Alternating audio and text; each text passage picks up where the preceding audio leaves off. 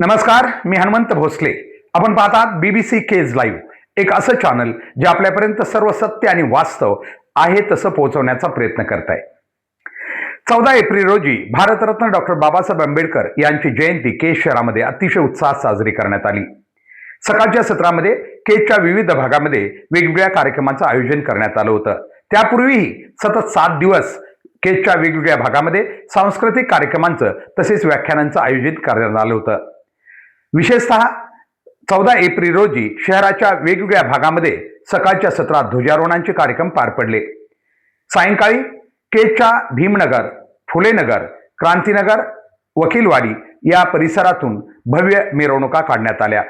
यावर्षी प्रथमच प्रशासनाच्या वतीनं DJ आणि डॉल्बी यासारख्या कर्कश आवाजाच्या माध्यमांना बंदी घातलेली होती. तरी देखील अनुयायांचा जोश मात्र कमी झाला नव्हता. यावर्षी या 4 भागातून जयंत्या मिरवणुका काढण्यात आल्या. विशेषतः संध्याकाळी जेव्हा या मिरवणुका निघाल्या तेव्हा हजारो भीमसैनिक आणि डॉक्टर बाबासाहेब आंबेडकरांचे अनुयायी आणि बहुजन समाजातील इतर लोक या मिरवणुकामध्ये सहभागी झाले होते. विशेषतः या मिरवणुकामध्ये लेझिम पथक, महिलांच्या लेझिम पथक हे विशेष आकर्षण बनलेले होते. पाहुयात आपण या मिरवणुकांची काहीही क्षणचित्रे. आपण पाहू शकतोय भारतरत्न डॉक्टर बाबासाहेब आंबेडकरांची जयंती छत्रपती शिवाजी महाराज चौकामध्ये आलेली आहे आणि या ठिकाणी अतिशय सुंदर असं आयोजन कार्यक्रमाचं होत आहे. खरं तर यावर्षी डॉल्बी आणि हे नसल्या तरी जोश मात्र अजिबात कमी, प्रचंड कार्यक्रमाचं आयोजन करण्यात आलेलं आहे.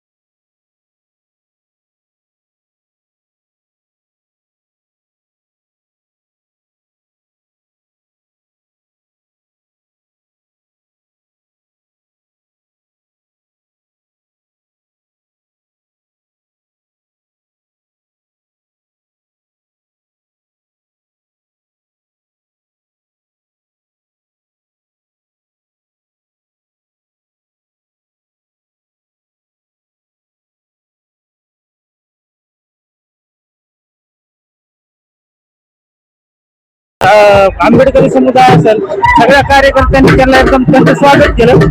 खरंच DJ मुळे काय काय नुकसान होते ते आपल्याला सगळ्याला माहिती आहे. मी मागच्या 2-3 वर्षापासून पाहत होतो.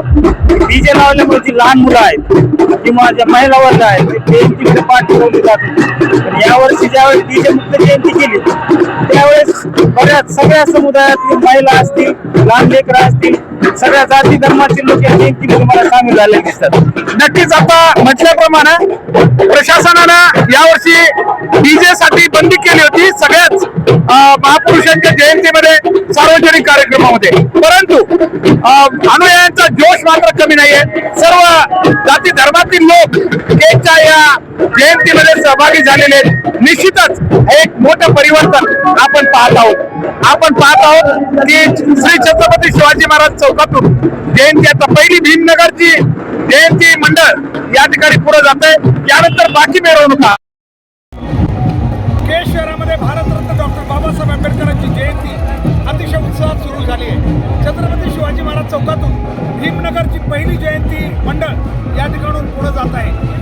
प्रशासनानं डीजे किंवा कर्कश वृंदावर बंदी घातली असली तरी अनुयायांचा जोश अजिबात कमी झालेला नाही. बाकी इतर वाद्यांच्या सहभागात आणि विशेष म्हणजे मुलींचं लेझिम पथक इत्यादी याच्यामध्ये अतिशय उत्साहात जयंतीचं आयोजन सुरू आहे.